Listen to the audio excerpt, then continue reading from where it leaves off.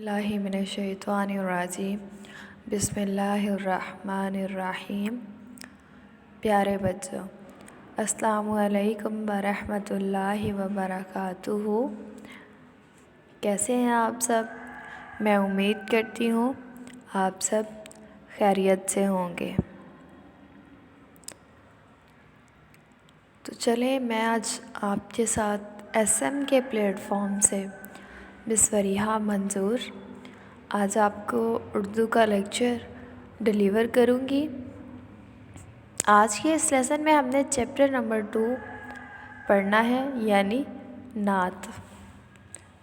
जैसा कि आप सब पहले जानते हैं कि हमने नात की पहले फ़र्स्ट हाफ़ तशरीह की, फिर सेकंड हाफ़ तशरीह की, फिर इसकी मशक़ के सवाल हल किए।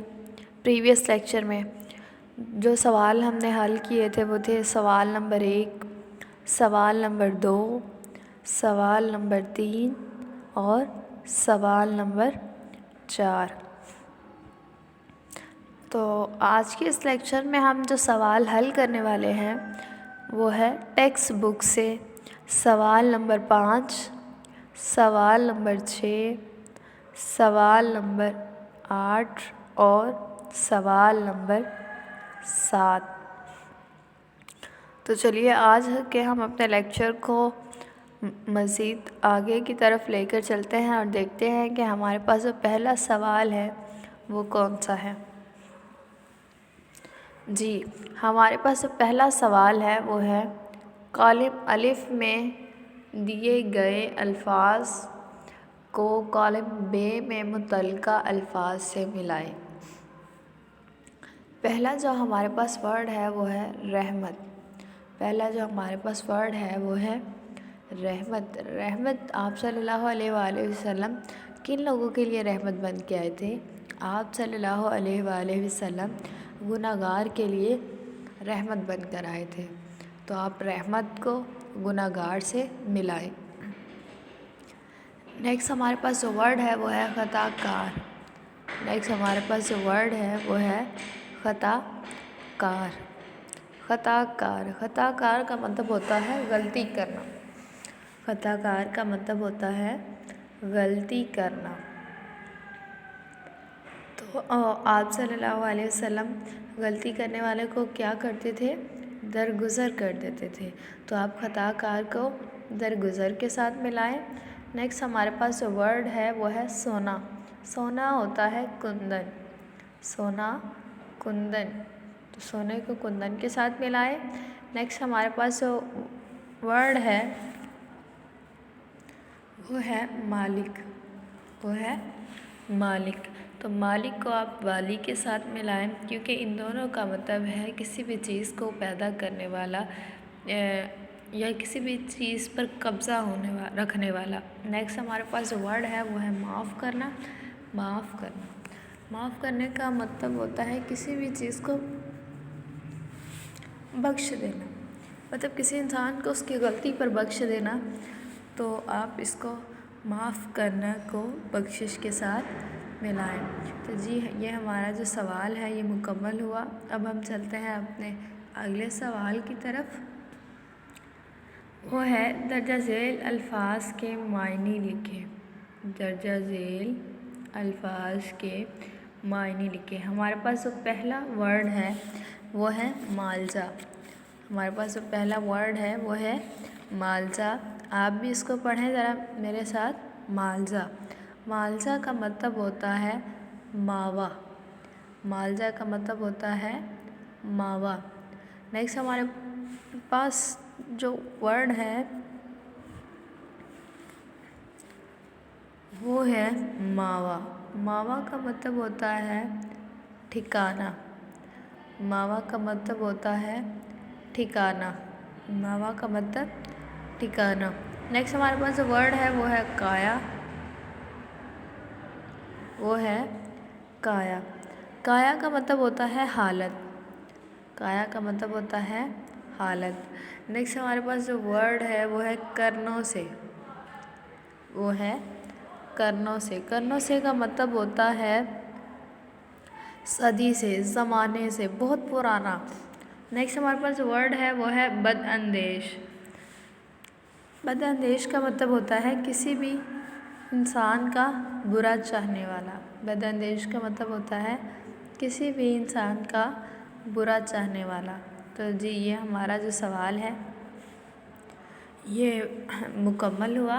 अब हम चलते हैं अपने नेक्स्ट सवाल की तरफ, वो है दर्जा झेल अल्फाज के मुतज़ाद लिखें। दर्जा झेल अल्फाज के मुतज़ाद लिखें। दरअसल जो मुतज़ाद है वो ऐसे वर्ड्स हैं जो वर्ड्स के उलट हो, ठीक है, जो किसी भी वर्ड के उलट हो। तो हमारे पास जो पहला वर्ड है वो है मुसीबत। वो है मुसीबत। मुसीबत का मुतज़ाद है आराम। मुसीबत का मुतज़ाद है आराम। मुसीबत का क्या वर्ड है? आराम। नेक्स्ट हमारे पास जो वर्ड है वो है गरीब। गरीब का मुतज़ाद है अमीर। नेक्स्ट हमारे पास जो वर्ड है वो है ज़ेर। वो है ज़ेर। आप भी मेरे पास साथ ही पढ़ें। ज़ेर का मतलब होता है ज़बर। ज़ेर का जो मुतज़ाद है वो है ज़बर। नेक्स्ट हमारे पास जो वर्ड है वो है खरा। वो है खरा। खरा का मतलब होता है किसी भी इंसान के साथ मुखलिस होना। किसी भी इंसान के साथ मुखलिस होना। तो खरा का जो मुतज़ाद होगा वो होगा खोटा। खरा का जो मुतज़ाद होगा वो होगा खोटा। नेक्स्ट हमारे पास जो वर्ड है वो है इधर। वो है इधर। तो हमारे पास जो इसका मुतज़ाद है वो है उधर। वो है उधर। तो अब हमारा ये वाला सवाल भी मुकम्मल हुआ। अब चलते हैं हम अपने नेक्स्ट क्वेश्चन की तरफ। वो है एराब की मदद से तलफ़्फ़ुज़ वाज़िया करें। हम दोबारा पढ़ते हैं यही सवाल। एराब की मदद से तलफ़्फ़ुज़ वाज़िया करें। हमारे पास जो पहला वर्ड है वो है जहल। वो है जहल। जहल है तो इसलिए जीम के ऊपर ज़बर आएगी और हा के ऊपर यज़म आएगी। नेक्स्ट हमारे पास जो वर्ड है वो है कुंदन। कुंदन कुंदन यानी काफ और नून को मिलाया जाएगा, दाल और नून को मिलाया जाएगा। तो इसलिए काफ के ऊपर पेश आएगी, नून के ऊपर छोटी सी दाल आएगी और फिर जो है दाल के ऊपर ज़बर आएगी और नून के ऊपर जो आएगा वो आएगी यज़म। नेक्स्ट हमारे पास जो है वर्ड है वो है नुस्खा। नुस्खा।